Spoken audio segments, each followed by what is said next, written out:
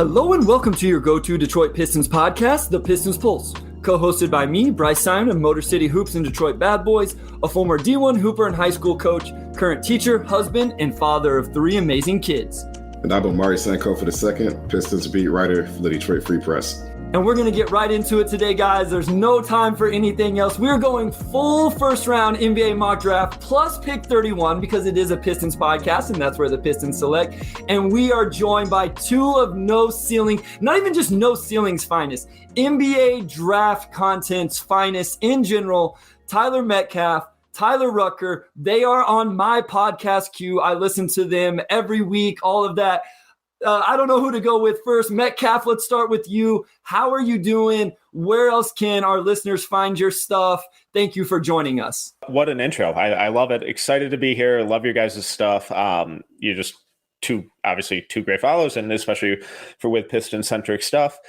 This is hitting close to home for me. Grew up a big Pistons fan, so I feel at home. This is absolutely perfect. I'm excited for this. Rucker, same thing. Let people know where they can find your work, what you're doing, anything else.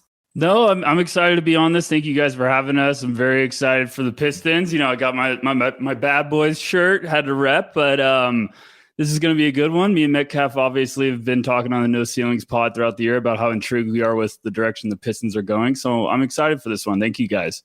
Omari, I kind of just scathed over you. I'm sorry, my guy. We talk all the time. We record all the time. They know who I am. It's fine. It's fine. How are you doing, Omari? Everything good in your world? I'm good. You know, it's nice and cloudy here, up here in Detroit. You know, not a whole lot else. Monty Williams press conference coming up, draft, all that. Just savoring these last few days of relative calm before we go 100 miles an hour for about a month. But I'm good. Thank you, Bryce. So we're going to go just mock draft. We're going to alternate every 4 picks. Metcalf landed the number 1 pick, which isn't a whole lot of fun, or maybe he'll make it fun. I don't know. But what that does give Metcalf is pick number 5. So he will be choosing for the Pistons. Omari got pick 2, so he'll be on every 4 there. We got Rucker with pick 3, which means he'll land the Pistons pick at the top of the second round. And then I get pick 4, and we'll just go round and round. We'll settle in at places. We'll just see how it goes. We're going to have a lot of fun. We thought it'd be cool to do a first mock, especially with these 2 experts. So Metcalf, lead us off. And are we going to have some fireworks to start off this crazy first round mock, or are we just going to keep it pretty plain and simple? I mean, just obviously, I'm going to go Leonard Miller 1 over. It's Victor. It was Victor a year ago. It's Victor now. It's going to be Victor 10 years from now. It's what the whole point of tanking this season was for. He's surprised. It's the franchise cornerstone, franchise changer that you can only dream of kind of getting. Rucker, real quick, is there anything, we all know the positives of Victor. Is there anything that you've seen in film where you're like, man, maybe this doesn't work outside of injuries? Like, is there anything where you've watched him and like, okay, yes, I see all the positives, but I could see this not turning into generational. Is there anything you've seen with Victor? I mean, me and Metcalf before the year even started had a lot of questions, you know, because I actually have a piece coming out on Victor tomorrow at noceilingsnba.com, and there was a ton of questions. I think a lot of people think he was this slam dunk consensus, like no matter what, if he sat out the season, he would have been in top pick. Now he was the best prospect we've seen in a long time, and I think the defense is very good. Like, don't get me wrong, but you know, me and Metcalf have talked about it. I think his length, his size makes up for a lot of stuff. So I think it's just going to be fine tuning at the next level, and that's going to happen. He's going to have an adjustive curve, which everyone does, but in terms of, you know, generational prospects, he's been up to the hype this year. He stayed healthy, which was one of the biggest things coming into this season, and he's going to be awesome. It's going to be so fantastic to see kind of what he does at the next level. All right, Omari, you're on the clock. Number 2, the Charlotte Hornets. This actually could be kind of interesting, and I'll definitely get the Tyler's takes after this, but who are you selecting number 2 overall for the Charlotte Hornets? Yeah, I'm actually going to stick with my best player available at this point in the draft, who is Scoot Henderson. You know, obviously, you know, like to fit him and LaMelo Ball going forward. Maybe some question marks there, but like I just love Scoot's game. I just think he has very clear star potential, maybe the most out of anybody except Wemby, obviously, and just makes sense. Part of me thinks maybe Brandon Miller is just the right fit just because how to slot him in, and obviously a big need there with Gordon Hayward being the last year of his deal. But Scoot's the pick for me. All right, Rucker, I'll get your thoughts on that because you'll have pick 3, and so I want to know. But Metcalf, real quick, is this your selection? And where is your big board in terms of these two guys, Scoot and Brandon Miller? Yeah, I've had Scoot locked into 2 basically since that Vegas showcase. I actually entered the year with him at 1 because of just some of the concerns that Rucker previously mentioned with Victor, and then Victor immediately shut those down. I think Scoot, the criticisms against him as, you can find a 6'2" guard anywhere. I think that's ridiculous. You can't find this 6'2" guard anywhere. Just insane IQ, shot over 32% from 3 this year. Huge leap in that. It's exactly what you want to see. I think he'll be fine as a shooter. I think the defense will be a lot better at the next level too. Similar to Victor, this is a guy that would go number 1 in 99% of drafts, and the exact type of player and character that you want to build a franchise with. Rucker, you're up number 3 with the Blazers as part of your selection. And I don't know, it might be a little more tricky depending on where you go. I would like to get your perspective on the Scoot Brandon Miller debate or conversation as well, assuming that Miller's the pick. Maybe Miller's not, and this may go somewhere different, but I would love to get your take on that as well as you make your selection at number 3 for the Portland Trail Blazers. Yeah, for Portland, I'm going to take Brandon Miller. I think the top 3 picks are going to be these 3 names. It's just what's the order. I'm with you guys, though. When it comes back to 2, I would go Scoot too. I've had him number 2 my whole year, and I feel very, very passionate about that. Me and Metcalf have been just laughing about, some of the questions about his playmaking this year. I was like, he's been fantastic with his playmaking. I think everything is on the exact path when it comes to developmental. Like, he's taken a huge leap, and I'm buying the outside shot. I'm buying that the defense is going to come around. I mean, seeing him in person, his frame. Now, I know there's been some photos going around the web, and everyone's been like, whoa, Scoot's jacked. And I'm like, yeah, in person, it's 3 times more impressive. I mean, he is extremely stocky. I think he's a hard worker. For Portland, I think they're going to probably, if Scoot's there, they're going to probably keep it. I'm leaning that way. And for now, I think Brandon Miller makes a lot of sense there if Charlotte does go Scoot, because, Brandon Miller, Dame, and Shaedon Sharpe, who I think is going to be having a fantastic second season. That's a really strong trio of offensive firepower. So I think Portland's going to end up keeping it, and, they're going to take whoever's there between Scoot and Brandon Miller. For right now, I think it's Brandon Miller, and that's a home run. I'm up at number 4 with the Houston Rockets. I know what I think. I've been talking about this for a couple of weeks now. I'm really interested to get both of your opinions on this selection. And then obviously we'll get into what everybody really wants to hear with the Pistons pick at 5. I'm going to take Amin Thompson. I do have Amin as my 4th prospect. That comes into play a little bit. If I was at 5 with Detroit, I would still think Cam because of tier stuff. But anyway, I think Amin is the 4th best prospect. I don't know. Maybe it's just the excitement factor. I just think him and Jalen Green in a backcourt together would be so much fun. The athleticism. I do think Amin is really good. I know we'll talk about Asar later. I think he's much better than Asar, to be quite frank. But anyway, that's who I'm taking it for Houston. I'm going to go to Rucker first. Let you give your thoughts, and then Metcalf will transition to you to that and your pick for the Pistons. So Rucker, Amin as a player, and number 4 to Houston. Is that what you would have done? I think it makes a lot of sense. I mean, hey, you're picking in the top 5. You want to swing for the fences. You want to chase that upside, that star power, and Amin has that. He's going to have some of the most upside in this entire class. Now, he has plenty of question marks. Me and Metcalf have been a little cooler on him throughout the year, and I think those questions are warranted. But for what Houston needs, like I've said it before, I think Amin and Houston is a perfect marriage. It's just, do the Rockets feel that way to go all in and kind of give him the keys to the castle, if you want to put it that way? I mean, he needs the ball in his hands. Now, there's been plenty of rumors about Harden going back. I don't know if I'm buying that, but in terms of what Houston needs, in terms of star power, Amin makes a lot of sense at 4. Metcalf, before you make the big selection of this whole thing, we got about 50 listeners right now, Metcalf. We may lose them all depending on where you go. No, it depends on where you go. We went 50%, 25%. But give your thoughts on Amin. If you would have taken him there at 4, if you think that was a little overzealous by me, and then go ahead and lead us into this 5th overall pick by the Pistons. Yes, I'm just going straight off my big board. I have Amen a lot lower. I'm really skeptical. I see the superstar upside. Like I get what he could grow into, and that's a heck of a player. I also think the floor is a little lower than a lot of other people do.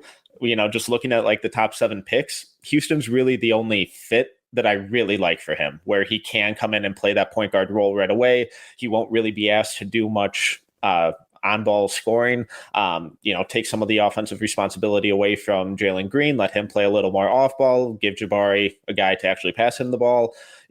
I think there's a lot to really like with that fit. Everywhere else, I'm a little more skeptical on. Let's go ahead and get to it. Pick number 5. If you're not watching live, you don't see the ticker across the bottom. So Victor, Scoot, Miller, and Amen Thompson off the board. Troy Weaver, the Detroit Pistons are on the clock. Metcalf, who are you taking with this pick? So this has kind of been a name I've been pushing for a while to the Pistons, basically ever since the lottery fell this way. I have Jarace Walker one spot ahead of him, but I'm going to go Cam Whitmore because I think that athleticism, the strength, the power, the off-ball scoring, I think it's all there. The concerns about his lack of playmaking are very legitimate, but putting him with Cade and Ivy, he's not going to be asked to do any of that, and instead can just focus on honing in his ability to shoot off the catch. I thought the jumper looked a lot better as the year went on. I thought his individual on-ball defense looked pretty good, at least in isolation. There's some weak side rim protection potential with him when he's able to be the low man. The rest of the off-ball stuff is pretty hit or miss right now. But I think being able to put him in a more simplified role, let him leverage that athleticism to attack space, attack rotations, get downhill, shoot off the catch. I like that fit for them. All right, I'm going to get to you, Rucker. But Omari, as you said on a recent podcast we were guests on, we are a Cam Whitmore friendly podcast here at the Pistons Pulse. And we will talk, we're going to spend the rest of the first segment talking about the rest of these things before we go into the rest of the mock. So we are going to settle in here just a little bit. Omari, Metcalf takes Cam Whitmore at number 5. I think that's where both you and I would be right now based on the board, or honestly, maybe even if Amen was on the board, if Houston went with somebody else. Why do you like Cam Whitmore for the Pistons at 5? I feel like you've kind of settled into this as well. Yeah, I mean, a lot of the same reasons. I just think you look at what he's doing at the age of 18, where and I've told you this a few times, I said it on the pod, like his athleticism and physicality reminds me of Anthony Edwards a little bit, just in the sense that he can rise above you, but also he's just really powerfully built and can just kind of go right through guys. I like his body control. I like his touch at the rim. I believe in him as a shooter, 40% catch and shoots. You saw some, creation there behind the perimeter. And, like along with that, he's 6'6", decent wingspan. There's just like a lot to build with. And the playmaking is a concern, but I think just seeing what he can do off ball with the shooting, he's an intuitive cutter. I mean, you could probably even put him in a dunker spot, like let him do some lob stuff. It's just he doesn't need the ball at all really to play his game, and just him being so young, I'm at least able to see a curve for him where he does figure some of the playmaking out. He's probably not ever going to be like a 5-6 assists a night guy, but just making the simple reads, like he can already attack closeouts, right? So it's just about giving the ball to the big underneath. Am I kicking it out? Am I just taking it? Just simple stuff. Just make simple reads. I think he can get there and just fit upside. I just think Cam Whitmore checks all those boxes for Detroit. Before we get Rucker's take on this, we are not doing trades today. No, please no. I'll be honest. I'm swimming as it is, trying to update the ticker and engage the chat and keep track of who's been selected. Some of my selections may end up being completely off the wall by the time I pick. So no trades, although it would be fun. And I understand people who would want to say, "Hey, trade back to 8 or 9 or something. Take Taylor Hendricks if you think he'll even fall that far." I get it. We're just not going to get into that day. That gets really complicated. Rucker, Cam Whitmore at 5. We've talked about the positives, the negatives, the fit. You talk about Cam Whitmore. And then also maybe somebody else. I know Metcalf mentioned he actually has Jarace Walker higher. That's a fan favorite for Pistons fans also. So talk about Cam, and then maybe also if you think Jarace Walker could be a good fit for this team. I love the Cam Whitmore. I'm to Detroit. I think that's one of the fits that I'm really warming up on in a hurry. I think, we talked about Amen to Houston. I think Whitmore to Detroit makes a lot of sense when you're talking about what they're building. Look, you add Whitmore to what they have going right now, you're setting a tone with this roster where it comes to some nastiness. We talked about Cade Cunningham. I think he's going to have a humongous year. Jaden Ivey, obviously, those are explosive transition guys. Cade has the playmaking ability. Now you get Whitmore on the wing with them. That's another dangerous guy that could tackle the basket. The outside shots really coming along. And then we're forgetting Jalen Duren in the middle. So you're getting some real nastiness around the basket when it comes to the offensive side of the ball. I just think the upside with Whitmore and, everyone you talk about or ask around the league is just praising Whitmore in workouts. They're just like, he's looked fantastic. So I think Detroit's going to be in a great spot to where if they want him, he's going to be there. And I love the fit. I really do. I think Jarris is a name not to overlook if you're a Pistons fan. I just think the intangibles, everything you hear about him is just through the roof. Like you try to find someone that gives a negative about the guy and you just can't find it. He's a hard worker, playmaking, a lot of stuff that checks the boxes. And if you're entertaining that idea, Jarris and Jalen Duren next to each other, my goodness, with that defensive upside. So Detroit's in a really good spot. I know Pistons fans were bummed on the lottery night, but I kind of went away going, they're going to be in a good spot probably to get a really good piece. And I think the other name to throw out there is Taylor Hendricks. It would not shock me if he's maybe five's a little rich for some Pistons fans, but I think that's a popular name. I've heard great things. We had him on No Ceilings Pod. He did a film sesh breakdown, and I know Corey and Albert after were praising him. They're just like great kids. So they're in a great spot. They really are, and I think they're in a heck of a talent. But I like the upside of Whitmore. I really do, and he's going to get some, like Omari said, the playmaking stuff's a little bit questionable, but I think putting him around guys like Cade and JD, it's going to make his life easy early on. Okay, so Metcalf, I want to stay with that because they've hired Monty Williams, the 0.5 offense. I'm sure you guys have seen this. Like Pistons fans are eating this up, and we're super excited about it. You have to catch the ball, and then you have to make a decision, dribble, pass, shoot in 0.5 seconds. So, obviously want to make quick decisions. Cade is kind of that type of player. I think we all here believe that Jalen Duren is that type of player. Jaden Ivey, I think, showed more of it than what a lot of people thought, at least. I'm not saying he's the same cerebral player as those guys. Even a Killian Hayes, maybe this really resurrects his young career. So my question, Metcalf, is adding Whitmore to that a good thing in the sense that he can kind of be insulated? Or does it actually make it look worse because he's the one guy that maybe doesn't do it as well as them? Like, that's what I'm trying to reconcile. I would love to hear your thoughts on that. Yeah, and that's where these interviews and in-person workouts, and that's where that really becomes important because you get to learn more about the guy. How coachable is he? What does he actually think of the game? And that was a big weakness for him this year. The playmaking numbers are what they are, but the ball also tended to stick with him where, it wasn't 0.5, it was more like 2.5. And, it'd get there, it would read the floor. Okay, now what am I going to do? And he's just such a freak athlete where he can do that. But if you want the ball flowing, it's going to stick with him at least early. Now, if he's the type of kid and player, that we've kind of heard he is, then I think that's something that's going to come around a little quicker. And when you're playing with guys like Cade and Ivy and Duren, who are, kind of in that same age range and implementing these play styles, and, you hope that it kind of starts to rub off on them. But if it doesn't, that's where the offense is going to start looking to get pretty bogged down. And just circling back to Jarris, I don't think that's ever going to be a problem with Jarris. His decision-making, his processing on both ends of the floor, incredibly high. So we mentioned Taylor Hendricks. I think he's a little closer to Cam Whitmore in that sense, but I love all three of those guys in terms of just an on-court fit. Real quick, Rucker, before we go to break, and then when we come back from a break, Omari will be back on the clock with a very interesting Orlando Magic pick. So I hope Omari's got that one ready to go. Rucker, let's say Amin Thompson is on the board at 5. I know you guys are a little bit lower in general, so maybe this wouldn't change anything for you. But I'm going to ask you to make a positive pitch for Amin fitting with this Detroit team because there are some fans and there is some talent. He does move the ball. He is a field guy, a quick processor, a big-time athlete. Could it work? Like, do you see any world where it works with Amin, Cade, and Ivy? Or is it like, no, there's just too many guys that really need the ball in their hands to really cook? Okay, positive. We try to keep it positive, no ceiling. So let's see what I can do. No, the upside still. And what Amen has going for him is also something we talked about Jarris. Like everyone you talk to says Amen's glowing with, his background stuff. Everyone's like hard worker, great kid.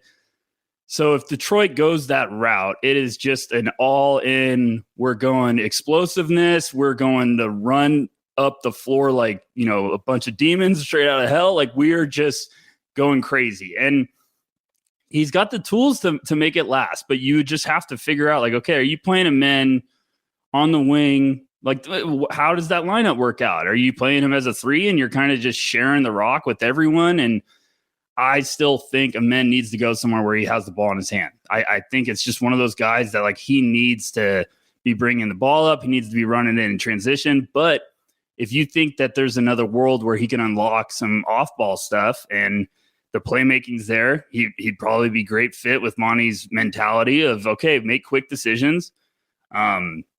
He'd be a fun target for Jalen Duren. That'd probably be a nightmare when it comes to pick and roll and stuff. But I just think there's so many other intriguing options that make such a great fit for Detroit that, you could argue a Sar might be even better fit than Amen. And I'm not trying to just dog on Amen, but I just think a Sar's ability to play off the ball is probably going to transition a little bit better. But Amen can make sense. If someone's believing it and you're buying in the upside, I get it. And if Detroit wants to say, screw it, let's just go all in and figure it out down the road. And we're getting all this star power.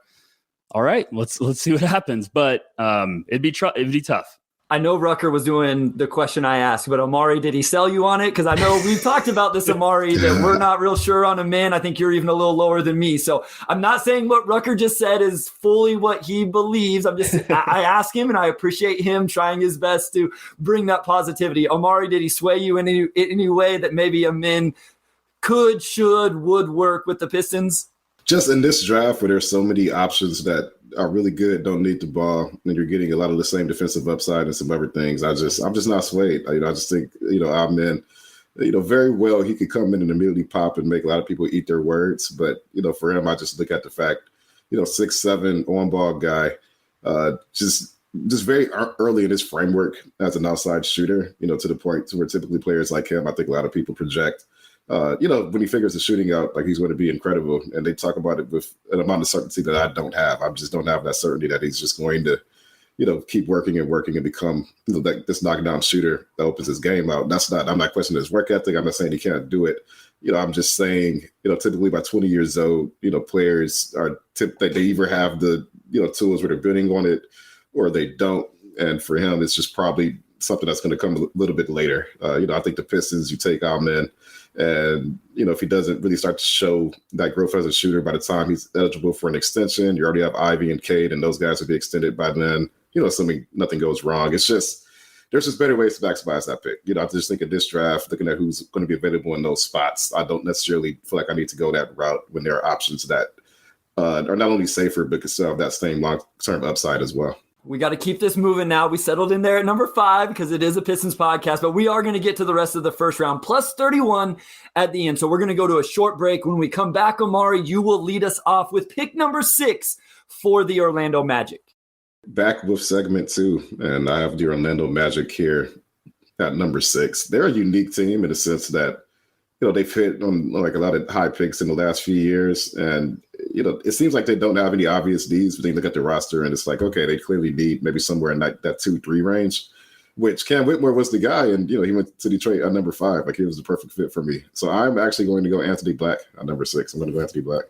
All right. Like Rucker, you like it? Let's go to you. What do you think about that pick with Anthony Black to the Magic? The problem with Orlando is I feel like I want to project like 15 different guys there, and it's been giving me a headache moving forward. And then I keep getting to Anthony Black, and it makes a lot of sense. Now, obviously, it's a headache because Orlando's just guard heavy, and it's like, okay, can we just get one and just go all in with this one? But I think you're talking about just the fit and the upside. I think Anthony Black is one of those names that's probably going to be higher in NBA circles than he might be for, draft fans. So I like the idea of him going to Orlando. You're getting a playmaking, high IQ guy that's not going to need to carry the load offensively. Obviously, Paulo's going to take that role. And then they got Franz on the wing and putting Anthony Black with him at 6'7" with the defensive upside he has, I do like that fit. I'm warming up to it a lot. So I like that pick. Yeah, I think what makes it tough is just the lack of shooting, right? Yes. And I feel better about him long term, at least being able to knock down open threes than some other guys in that range, which, again, that's a swing skill. But if it's just, let's just take the best wing here, it's probably, you have a good argument for him. Metcalf, your thoughts? Yeah, and I really like it. And whenever we've kind of done this mock draft exercise with these two Magic picks in the lottery, we usually take one home run swing at 6, and then, the desperate need for them is shooting.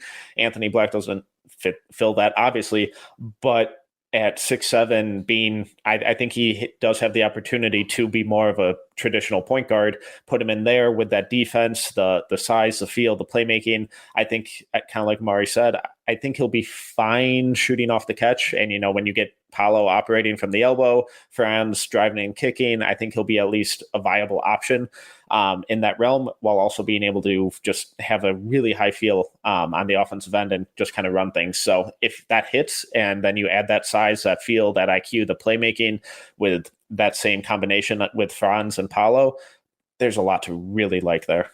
All right, we're at pick number 7. Rucker, you're on the clock with the Indiana Pacers. Yeah, Indiana's interesting, I think, especially for Pistons fans, because I think they're going to be hot on the trail with Whitmore too. So I imagine if they're head over heels, it's Pistons fans got to watch out, see if Indiana tries to move up. But I think they're going to be in a similar spot, where Detroit took Whitmore. So Indiana might be like, okay, we like a couple names too that Detroit might have in the conversation. I think if Jarris Walker's on the board, I think Indiana's not going to pass that up. I think they're going to give a long, hard look to Taylor Hendricks. I know they brought all 3 of those guys in for private workouts, but I think Jarris going 7 to the Pacers is a great fit for what they're doing. I love the idea of him and Halliburton playing on the court together. And then Mathurin was fantastic in his rookie year. I think he's going to take another step this year. So Jarris would be a great step in the right direction, especially, Miles Turner. I'm hoping those trade rumors get put to rest finally, but I know he got an extension. So Turner, Jarris Walker, Halliburton, and Mathurin, that's a fun group to groom with. Yeah, I like that. Halliburton and Walker, that's 2 really high processors, feel guys working together, and then Mathurin can just do his thing. And I was a big Mathurin guy last year, so I know he started out strong, and then it kind of wavered a little bit. I'm on the clock now with the Wizards at 8, and I think I would have taken Anthony Black here. I've considered Cason Wallace, but I'm going to do something a little different, and kind of because I want to get your guys' thoughts on it. I'm actually going to go Asar Thompson. I know this isn't crazy different, but he can play the wing, but I feel like in Washington, then there's also an opportunity to maybe be that creator that some people think he is, that he hasn't shown as much, kind of playing in a men's shadow. So I'm actually going to go Asar here at 8, even though I did say I was a little lower on him. I would love to get your guys' thoughts on that. And if I'm just absolutely crazy, I know this is kind of the range in general, but is this a decent fit, Metcalf? Yeah, and I definitely think it is. I think the defense was a lot more consistent and a lot more sound this year for him.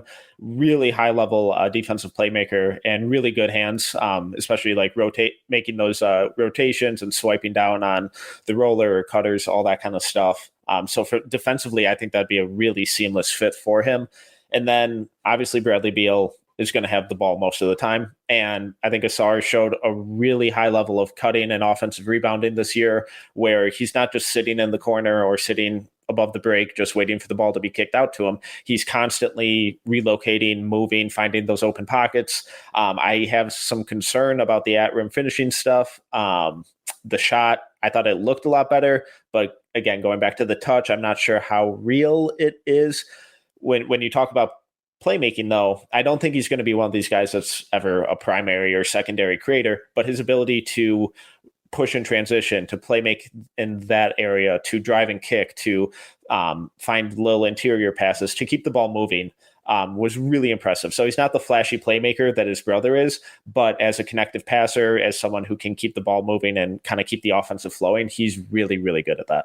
All right, Rucker, I want to get your thoughts on Asar as well, because this is another name with Pistons fans where they're like, maybe a min doesn't fit, but we can take Asar at 5. He's the better fit. I think you even alluded to that a little bit, not saying that they should, but that he might actually be the better fit. So talk about Asar in the context of the Wizards But, within that, we can kind of see maybe what the fit would be in Detroit as well. I like the fit for him going to Washington because I think, that organization has a new wave of management coming through. That front office looks completely different. So they're probably going to be a wild card on the draft, and they might go a completely different direction than we're all expecting. Asar is just one of those names I think could go in such a wide range. Like I could see him being in the conversation at 5. Obviously, Houston's been rumored to like both Thompson twins. I've got to see both Asar and Amen in person this year. I just think he's got the potential to have a little bit of an easier transition because of this versatility on the court. He's much more comfortable off the ball, but he also is one of those guys that you probably love to play with. I mean, he understands how to make the extra pass. He's very unselfish with the ball in his hands, and he's a great cutter. Like he understands how to attack spacing and lapses in a defense. I think the shot's coming along in the right direction. I just see the upside. I really do think he's got some defensive stuff that could really be unlocked too. So I like him going there to Washington. I think they just, obviously the Bradley Beal is the elephant in the room. It's like, okay, what are we doing? But with a new front office, it's going to be interesting to see where they go. And as I said before, I really do like Asar. I think he's one of those names where he could go in a ton of places because I like his fit with a lot of teams. Metcalf, you're going to be up number 9 with the Jazz. I actually have their other 2 picks in the first round, so what you decide here is going to maybe change where I end up going. But number 9 overall, Utah Jazz. All right, torn between 2 names who I have back-to-back. I'm just going to go best player available for me, Taylor Hendricks. I think the size with him and Lauri Markkanen and Walker Kessler is great for them for rebounding. With Hendricks and Walker Kessler would quickly become 2 of the best, or one of the best rim protection pairings. And then I also think he just gives another reliable outlet for some of their guards who aren't necessarily pure playmakers or pure point guards, but Jordan Clarkson took a step in that right direction. Taylor Horton-Tucker this was year 7 of having a couple flashes. I just think building size, length, and just kind of two-way versatility, I think he's a really easy and seamless fit, and someone who's going to produce positive, at least some positive things on both ends of the floor pretty early. Real quick, who was the other name? Kobe Buffkin.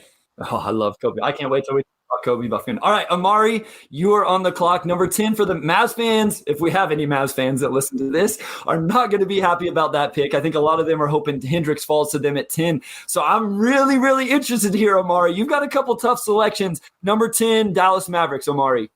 Yeah, I was also hoping Taylor Hendricks was going to be there, just for obvious reasons. He really is a perfect fit for what they need out of a rookie. Not that they really even need a rookie to begin with the timeline that they're in, but Hendricks checks out the boxes for them. I'm just going to go best player available, who also I think fits pretty well, Grady Dick. Just obviously great shooter. I think when you have a guy with his size who shoots as well as he does, I don't know if you ever regret taking that, just given the modern NBA. On top of that, I just like his body control. I think he's a good athlete. I think he's got a solid handle. I think he can really be solid all-around offensive player. I think you could look at him down the road and maybe there's some similarities with him and a guy like a Franz Wagner where he just does everything offensively pretty well. Obviously different players, but that's kind of who I think of when I see a guy like Grady Dick. And I feel pretty comfortable with that. Dallas just needs all the talent they can get. And also the guys in that range, he also has a good chance to be effective from day one just because he can space the floor from day one.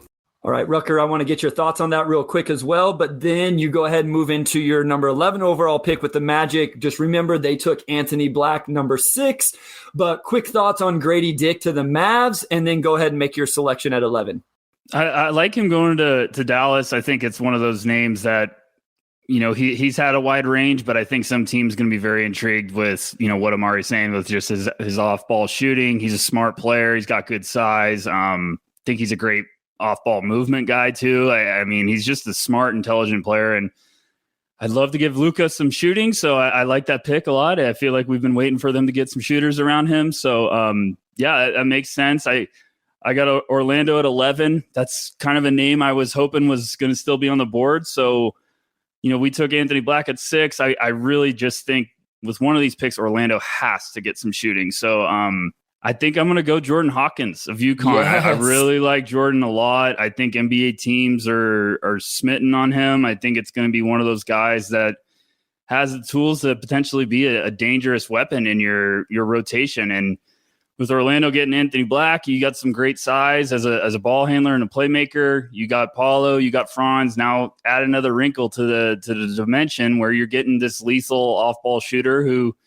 is going to be very annoying for a lot of people in the NBA to defend. So I like Jordan Hawkins a lot there. Man, Jordan Hawkins is my draft crush, whatever you say. Like I watched a lot of Jordan Hawkins this year. Omari knows it. I'm a big fan. I love that pick for him in Orlando. I'm on the clock at 12, and I'm glad this guy's still here. I'm going to take it just because I want to hear what Metcalf's reaction to it is. So to me, it seems like the Thunder pick. I'm going to take Bilal Coulibaly, number 12, to the Thunder. This is actually truly a guy. I know guys pick up steam, right? And him and Victor are the only ones playing right now. I watched the film and I really did like a lot of things. Like defensively, as an 18-year-old, he's communicating and doing off-ball things. I know the shooting is very, very slow, but I would rather have a slow shooting form than an awful shooting form. So he's young. Maybe it's a little too much steam, but I think the Thunder are probably the right environment to him to go to and succeed. Even though I get a little nervous about how many young guys, like how many projects with Ousmane Dieng and all these different guys, but I'm going to go Coulibaly at number 12 for the Thunder. Metcalf, your thoughts on that? And then you'll be on the clock as well at 13 with the Raptors. Yeah, and he's definitely the flavor of the week with how hot his end of the season has been. You mentioned the defense, and I really think there's a high chance that he's the best perimeter defender from this class at the end of the day. Just his fluidity, his length, his awareness, his timing, the footwork, it's all really, really impressive. So it wouldn't surprise me if 10 years from now we're talking about him as someone who's made a bunch of all-defensive teams. The offense I'm a little cooler on. I get the intrigue, and for me, it's kind of continuing to weigh is this just natural growth, or is he just hitting a hot streak at the absolute perfect time? The shooting is super slow, but that can be sped up, especially with the shooting coaches that they have in Oklahoma City. My bigger concern is that he seems really reluctant a lot of the time shooting, where he'll just pass up wide open catch and shoot threes. He gets to the rim a ton.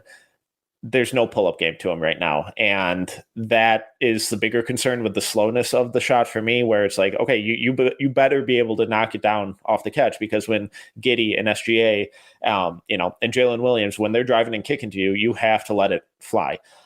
So I'm not sure what the actual offense is going to look like. I think it's a steep hill for him, but if what we've seen from the last year kind of continues, it's going to be wild development growth for him.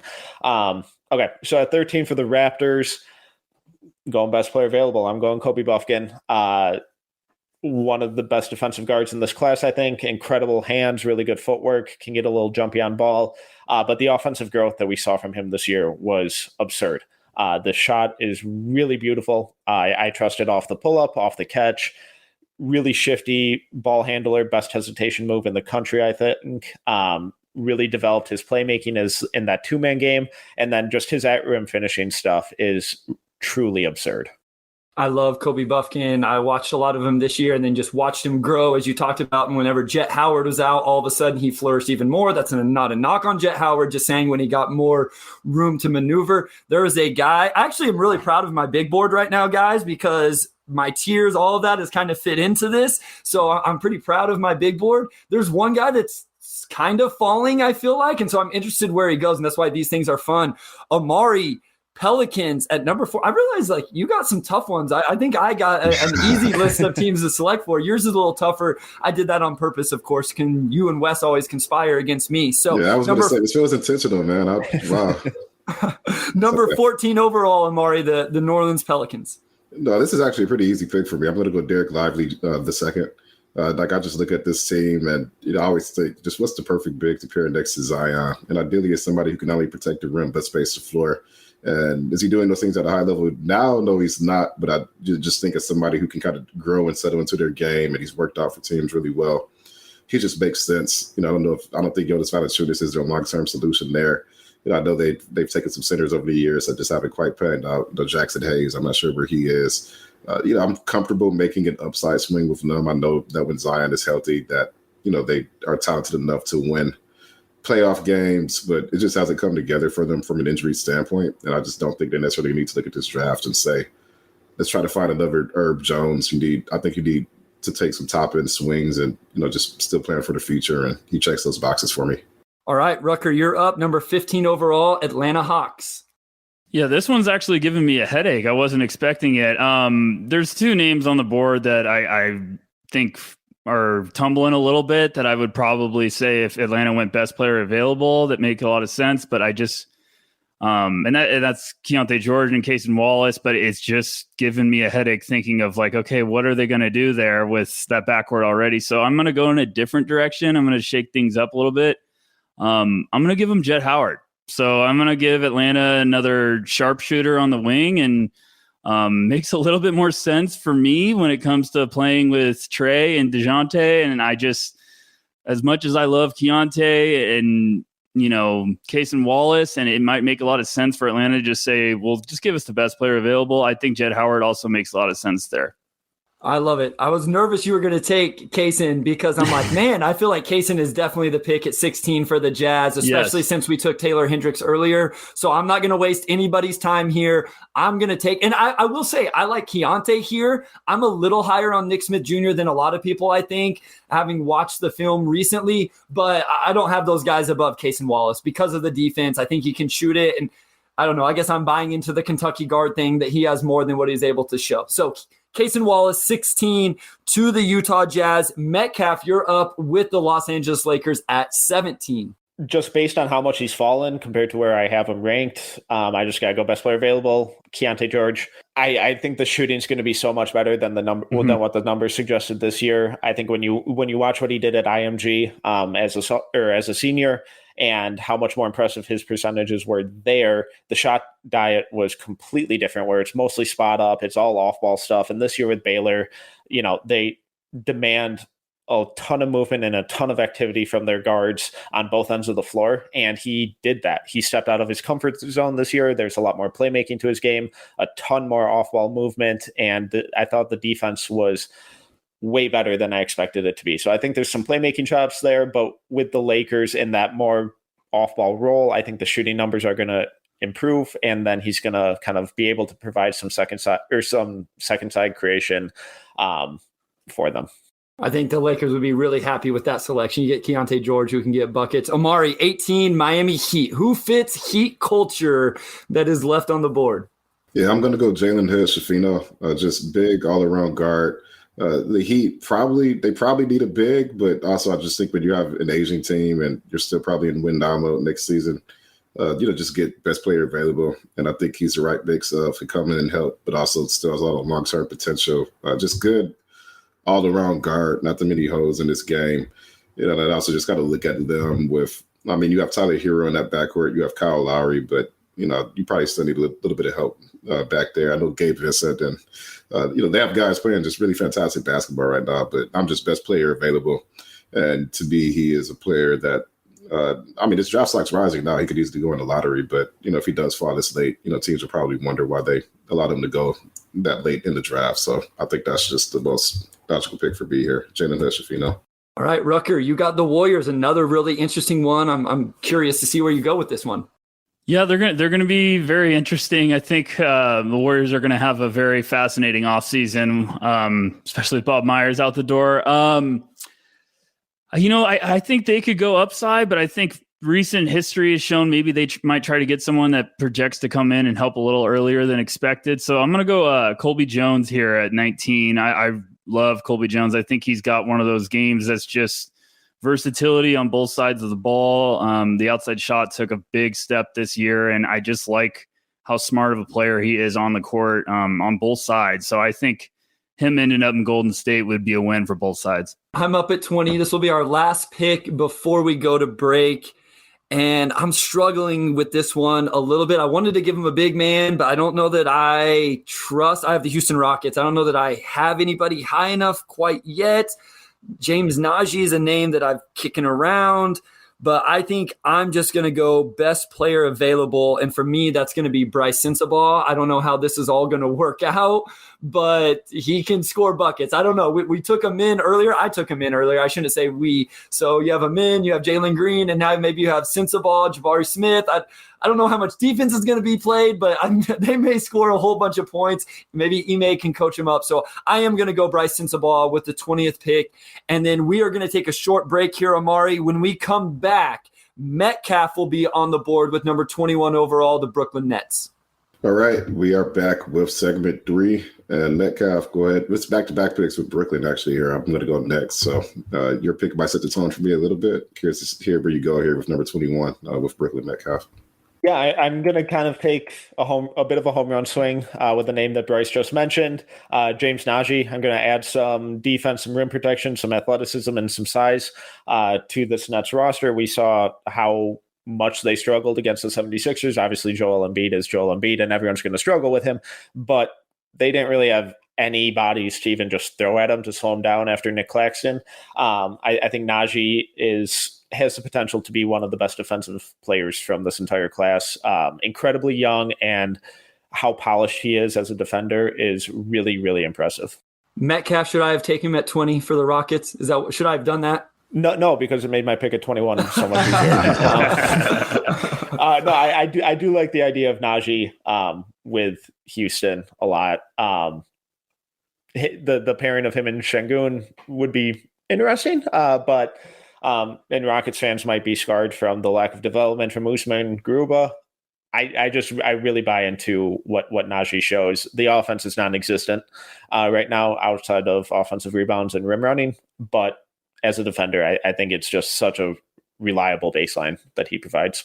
All right, Omari, pick number 22. You're back-to-back Brooklyn Nets. Yeah, I'm going to go. And Brooklyn's another team where, they're just in like a weird spot. So I don't necessarily know which way they're trending right now, but I'm just going to go with a player who was once viewed as a potential top 5 pick, and he didn't necessarily have the season he needed to get to there. So his draft range is all over. Maybe he goes late lottery. Maybe he, goes late in the first. Nick Smith Jr. With the 22nd pick.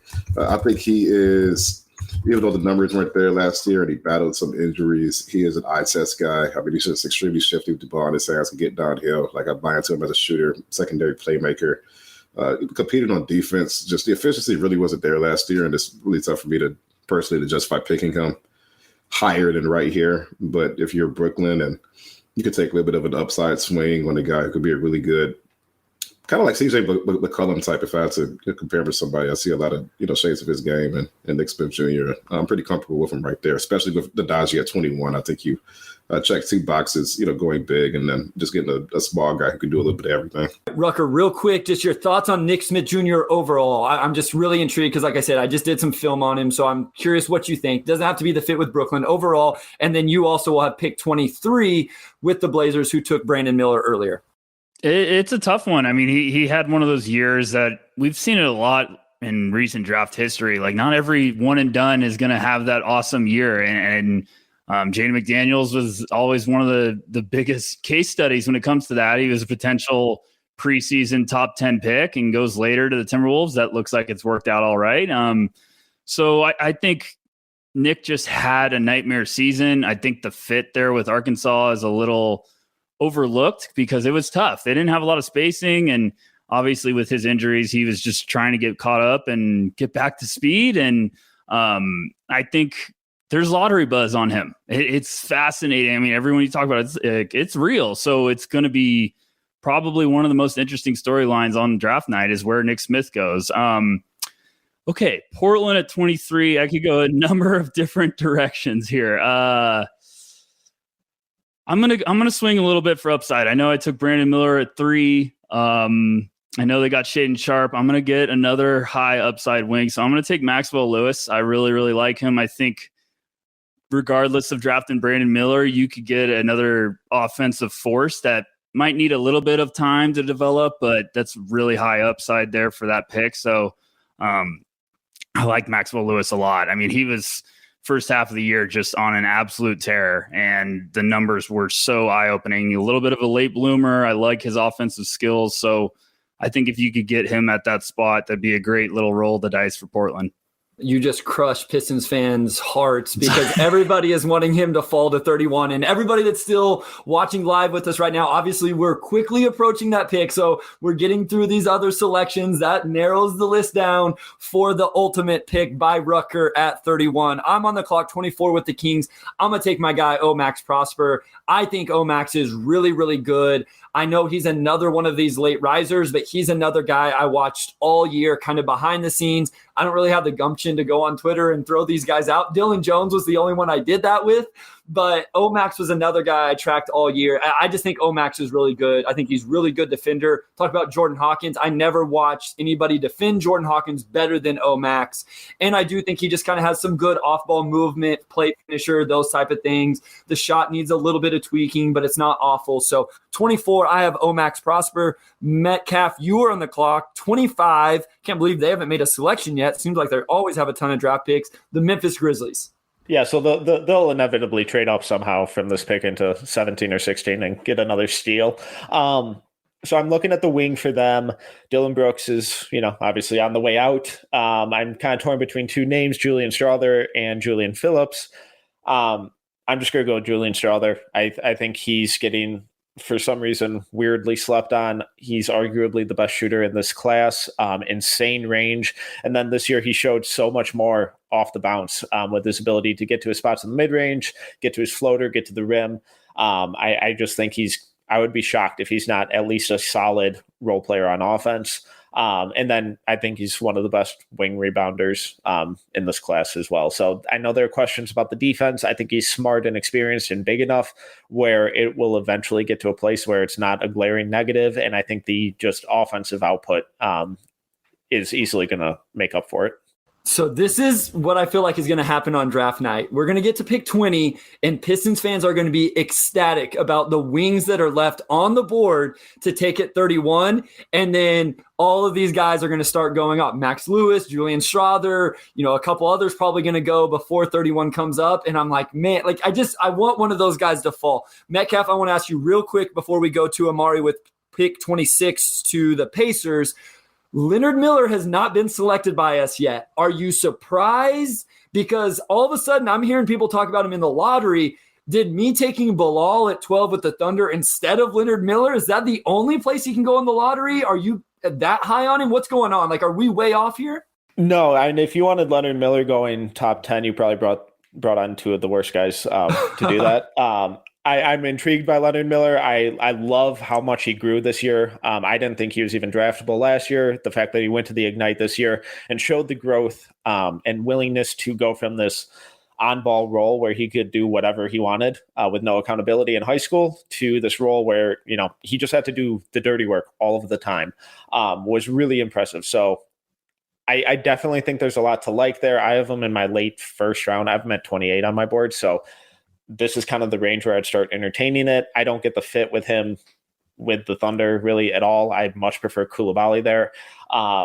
So I know there are a lot of people who are really high on him, but I think fit is going to be really tricky. I don't think it's tough because I would like him to go more of the Kevon Looney route of being the small ball physical rebounder, center type guy. Some people are pitching the Jared Vanderbilt. I don't think he moves like that. So it'll be really tricky. I hope whatever team takes him really has a specific plan for him because he's proved that he's super coachable and super hardworking. So he'll be one of the more fascinating storylines on draft night. Omari, you're up at 26. Just a reminder, they did take Jarris Walker at pick 7. That was Rucker. So you have Jarris Walker with the Pacers, and now you're on the clock, pick 26. Yeah, I'm going to go Chris Murray. Similar to his brother in some ways. Not quite the same player, but just a big do-it-all power forward. Solid defensively, can shoot, relocate, knows how to play the right way. I'm not drafting for need here. They do have a clear need for a power forward, but I just think after taking Jarris, of course, you just have the upside to be a really good all-around 4. But maybe still some development along the way to get there. Just taking a player who I know can slot in and do a lot of the same stuff Keegan did for Sacramento last year. To get him at 26 really to me is a steal. I know he'll be 23 years old next season, and players in his range, or in his age range typically aren't top 20 picks, but he's just another player that I just think you look back a few years from now and you see a lot of teams that took shots when they could have just took a long-time role player, and I think that's Keegan Murray. I'm sorry, I think that's Chris Murray. So I'm going to do my best to not confuse them next season. The Pistons were in Keegan's range last year, so every time I see Murray, I just think Keegan. It's Chris Murray. Rucker, you are on the clock now. Pick 27, the Hornets. Obviously, they took Scoot Henderson earlier. That was Omari's selection. Where are you going with this one? I'm going to go a little upside here. I'm going to take a name that I thought, heading into the year was going to be a top 5 pick. I'm going to take Dariq Whitehead of Duke. I think that's a good spot for Charlotte to kind of be like, let's see if we can double down and almost strike gold twice. I know, if they go Brandon Miller at 2, maybe they look for a point guard here. I know Marcus Sasser's been a name thrown around there, but if you go Scoot at 2, I think almost you're going to have a shot to really get a nice piece with some great ROI. So I like Dariq Whitehead here to the Hornets at 27. I'm on the clock at 28 with the Jazz. We have selected Taylor Hendricks and Cason Wallace. This probably isn't a great selection because him and Hendricks may overlap a little bit in position. I don't know, a little bit. So I'm going to go way upside. I'm going to take G.G. Jackson. I know this is like the Jazz have 3 first-round picks, so but I just think you can do that. You've taken Taylor Hendricks, who kind of ready-made, I feel like, right? Like he's going to come in 3-and-D with some ceiling. Cason Wallace, I think, is going to make an impact right away. So do I need to take another one that's ready right away in a team that's somewhat rebuilding? I would rather go ahead and just swing for the fences, hope you can incubate him and figure things out. I think G.G. Jackson, this is the right time to go ahead and take that swing. Metcalf, you're up next. I would love to get your thoughts on that before you make your selection. It's so tough with G.G. because he's obviously the youngest player in this draft. He should be going into his freshman season. If he didn't reclassify, he'd probably be the number 1 projected pick in 2024. And now we're seeing him fall into the second round in some places. You just kind of got to bet on the talent, the athleticism, and the youth, and just hope that this year at South Carolina was an outlier and it was just a season from hell and everything is only getting better. I think the Jazz, with their coaching staff, their developmental staff, what the front office and coaching staff have proven in terms of development, I think that's a really good spot for him. Expectations would probably be super low. There would be very little media attention on him. I think that'd be a really good spot for him to develop. And like you said, with this amount, or with 3 first-round picks, if you miss on 27 or 28, no one really cares. So, and if you hit, you look like a genius. And G.G. Jackson's one of those guys where if you hit on him, you're going to look like a genius. So, okay, I'm up with 29 to the Pacers. Yep, you have the Pacers. Yep. Okay. So I believe we have taken Jarris Walker, and then Omari, you just took Chris Murray, right? Murray. Okay. So I'm going to continue to add to their defense. I'm going to take a bit of a home run swing with Julian Phillips. I think he's insane defender this year, and then I think he has so much more to his offensive game than Rick Barnes allowed him to show. I know, shocker. So unlike Rick Barnes, I think he's going to shoot. I think there's legit OG Anunoby upside with him. Just the physicality, the athletic testing at the combine was super impressive. Julian Phillips. So the trend of these wings that I would love to land in Detroit at 31 continues. I thought some of them were going to be on the board, and now we're getting really, really close to none of them. No, there's still some guys. I think it speaks to kind of this range and how many wings there are, because there are still Jordan Walsh, Jaime Jaquez, Andre Jackson, Bobby Clintman, Ryan Repair, Sissoko. So there's some guys. So Rucker's going to have a tough choice here in 2 picks. But we have one more before that, and then we will settle in and finish off the episode with number 31. But Omari, before that, you have the Clippers with the 30th pick. Where are you going to go there, my guy? Yeah, I'm going to go Noah Clowney. I've just been a big fan of his game. I like his mobility. I like his defensive instincts. I believe in his shooting touch. I do think he'll be able to knock down threes consistently with time. And he's really young too. The Clippers, again, it's just late in the draft, and I'm not really thinking about fit this late, but I'm just comfortable with Clowney as more of an upside swing. It may take a few years for him to pop, but I have faith in him eventually becoming a really good rotation center at minimum. And if you're LA and Again, they have some big decisions coming up too, right? And they have Kawhi, Paul George, who have kind of dealt with injuries, and how many more years do you kind of let that go until you hit the reset button? You could probably feel comfortable with taking the prospect that may take a few years to pop. But I like Noah Clowney a lot. I think he's probably somewhere in that 15 through 30 range, like a lot of guys, but I don't think teams are going to let him fall to the second round. I just think the upside is too strong for him. So we're at pick 31. I just want to read some of the names off my board. This doesn't mean it's the same as your guys', but Leonard Miller is the top name on my board. Sidy Cissoko, Ryan Rupert, Pajimski, Marcus Sasser, who's really interesting, Clintman, and then some of those wings I mentioned earlier, Jackson, Jaquez Walsh, and then Trace Jackson Davis. Rucker, like I said, there's some definite options you can go here. I'm very intrigued in general with this pick for the Pistons. And then with the way this is planned out for us, I'm really excited to see what you do. Hey, we can war room this and kind of all have our own voice. I mean, I'm fine with that. I don't need it just be on me. So, I mean, what direction would you guys make a pick, Howard? Favorite? No, I mean, well, I have names I like a lot. But there is a lot of different directions you can go, especially if you're trying to pair that with Whitmore. Let's war room it. Let's do it. I don't think you're ducking. For the record, I do not think Rucker is ducking it. If Metcalf wants to say that, then that's between you two. So let's, Omari, you start us off here, and we'll war room it, and we'll finish off the episode with the selection. Yeah. Let's do it. This is what the people want. Come on, better content. They don't need you to just get my prediction. Yeah, let's war room it. That's fun. I would probably go. Of the available names, and that's funny, I listed 6 players Pistons could look at 31 a few weeks ago, and I think all 6 of those guys are going. They're all 3-and-D prospects, and then I also mentioned GG Jackson. That's somebody to look out for, and I don't know if he makes it to the second round. I would probably go Rupert here. I think if you're just looking at players with that 3-and-D upside, he's absolutely in that mix. 6'6". I know he's got a big wingspan. Didn't shoot it particularly well, but just an upside play, right? An upside play. It's like at this range, it's just tough, right? You don't know if you guys are going to work out or not, but he's probably the one I would feel the most confident in, being somebody who pops in a few years. We got to do the Marcus Sasser thing if we're going to war room this. So, I mean, is Marcus Sasser in play for us or not? Because I feel like if he is, I like Marcus Sasser, but then we got to probably have a plan for Killian Hayes. Are we ready to give up on that for Marcus Sasser, or do you guys think they can play together? So what are you guys doing with that name comes up? I mean, if I was in that front office and Sasser was on the board at 31, it would be the easiest decision I ever made because I love his mentality. I also think that's doubling down on what we were trying to talk about with Whitmore. You're getting a mentality guy, and Sasser, I think he's one of the best, creation guys in terms of getting his shot, and he's explosive. He's got the right mentality you want from a point guard. He doesn't care who's across from him. He's going to go to war. He's ready to go. So he'd be fantastic for Pistons fans. They'd love him very quickly.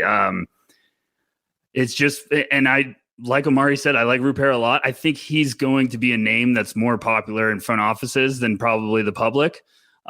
Because there's so much tools. He's a pest defensively, and I think there's a lot of upside with his game waiting to get unlocked. But Sasser would be one of those, Cam Whitmore might be the swing for the fence, but Sasser might be like, okay, you're trying to get a single or a double and take another step in the right direction, and I'd really like that. But like you guys say, there's a lot of really intriguing names. Buckets, right? Like we got Sasser. I think on the wing you have the guys that I've mentioned. I'm kind of like Bobby Clintman, but that's a little more of an upside. And then we got to consider this because we took Cam Whitmore with the first pick. I think you could, I know the joke with the big men in Detroit, but you have Leonard Miller and Trace Jackson Davis on the board. And so I think you could have conversations around one of those two guys. So Metcalf, I feel like we got to figure out where we're going to go positionally, or is there a guy just at the top of your board? No, this range is really fluid for me. But 2 of the names that I keep looking at, and big reason is shooting, is Marcus Sasser and Ben Shepherd. And I think they're 2 guys who would be able to help pretty quickly, who are 2 pretty low maintenance guys, can play a variety of roles, add a bit of feel, strength, solid defense, and outside shooting. If you're looking for more of the upside swing, though, I think Bobby Clintman, the name that you mentioned, is a really, really good one. I love him as a defender. the shooting percentages weren't necessarily there, but it looks good. I think he's got good touch. So the hope is that, a year from now, he's kind of looking like what Taylor Hendricks looked like this year. Those would probably be the three names at the top of my list. I think Leonard Miller and Trace Jackson Davis are really interesting names, but I worry about what that does to the spacing and just how much of a logjam that creates, and if they can actually get minutes based on, Duran, Wiseman, Stewart. So I would lean Sasser or Shepherd with Bobby Klintman and even Rupert as kind of the home run swings. I'm kind of in on Marcus Sasser. Rucker, I feel like you're in on Marcus Sasser. Omari, are you going to pound the table for somebody else, or can you dig it with Marcus Sasser as well? No, I like Sasser. I can get behind Sasser. I just don't, I don't know if the Pistons necessarily need to use a draft resource on a point guard, just given that they've taken 3 just with top 7 picks. I like Sasser's game a lot. I mean, he can shoot it. I think he just brings leadership. I think he's a guy that just comes in and has a long career as, sort of like that starting point guard, maybe 6 man on championship team. But, we've just seen how important those types of players are over the years. Just for the Pistons, that doesn't excite me a lot. I think you're guaranteed to get a really good player there. And for 31, that's as good as it gets, right? You can take Sasser there. I'm not going to argue against it. I think that's fine. It's just, if you're just looking at sort of what this team needs to kind of swing outcomes long term, that doesn't excite me as much. But Sasser's a great player. I like his game. I think at 31, he makes a lot of sense. All right. I love it. Here's what we're going to do, Rucker. You're going to be GM Troy Weaver. You're going to take the recommendations from the 3 of us. You can take those recommendations, or you can still make your own selection. So we'll go around here, and then Rucker, you'll make the ultimate decision at 31. Metcalf, who are you recommending? You got to give one. We can't double down. You just got to give one. GM Troy Weaver, Rucker, this is what you got to do. This is my recommendation. I'll go with Ben Shepherd then. Oh gosh, now I got to ignore you. No, okay. Awesome shooter, showed some pick and roll creation, smart, reliable passer, physical, reliable, consistent defender. I think he'd be able to be a rotation guy on the perimeter pretty quickly and very low maintenance. Omari. I'm sticking with Rupert. It's Rupert, right? Not Rupert, yeah. Rupert. Yeah, I'm sticking with Rupert. I just think upside swing, just like how he handles the ball, his size, massive wingspan. Long term, he's just somebody who's probably going to affect the end outcomes for Detroit a little bit more. And this team just won 17 games. I mean, they weren't 17 win, bad last season. Obviously, they kind of tanked toward the end for Wemby, but I'm more so concerned about end outcomes with that last pick. So I would still go that way. All right, I'm going to make it fun then. So we did this whole thing for Rucker. I knew you were going to do it, Bryce. I knew it. I was like, you're going to give me another name, so I have to look like a jerk to someone. Absolutely. I'm going to go Bobby Klintman. I'm just going to say, okay. Omari brought up a good point. I really like Marcus Sasser, but is that what you want to bring in right now? I'd rather take the swing, and so I would go Bobby Klintman. So I don't know. You can say you're going to stay at the wing position since that's kind of what we all gave you, the perimeter guys, but ultimately you're the GM of the Pistons. You can tell us all to kick rocks and make the selection you want. But there was our war room. I like all the names. I'm going to go with Ben Shepherd. I actually think that's a name to keep an eye on. I know he's had a fantastic pre-draft process. The combine, he was awesome. I think that's a nice wrinkle for Detroit, especially at 31, everyone's gonna be like, oh, that's a second round pick. No, that's a great pick to have because you're usually getting a valued piece that's coming down the board. And Shepherd's one of those good size, versatility, a sharpshooter.